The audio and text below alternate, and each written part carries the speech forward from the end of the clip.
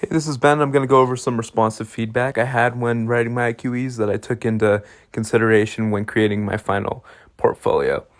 So for IQE number one, there was confusion about if the liquid was mixing, whether this was a conduction or a convection problem. And so I kind of helped clear out the wording by saying how to assume the surface roughness is not a factor and that the ice cream is moving throughout the process to clear up some of the calculation portion. And that was the main thing I did for that problem. Then for IQE number two, I basically rehauled the whole thing. I did a lot of work in this one, just redoing all the calculations, and I also changed completely the conceptual question so that it was a little more simple and related to the concepts in class. And I think I changed a little bit of the wording. But yeah, mainly just redoing the calculations in kind of a different form and make sure my work was clear on that.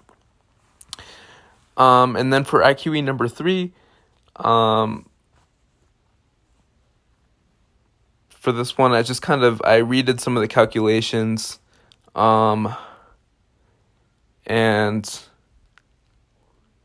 I made sure that the focus was on the insulated material. There was a question about whether the copper or the water should be considered, but I just wanted this problem to be related to the insulated material, so I helped clear that up in the wording of the problem statement.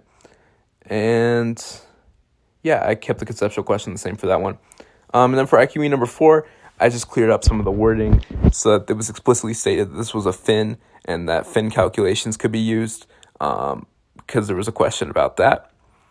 And then for IQE number five, some of the work came with the conceptual question. I just expanded on the idea of the Biot number and what that means and related it to concepts in class, because there was a little bit of confusion about my answers to the conceptual question. And that's about it.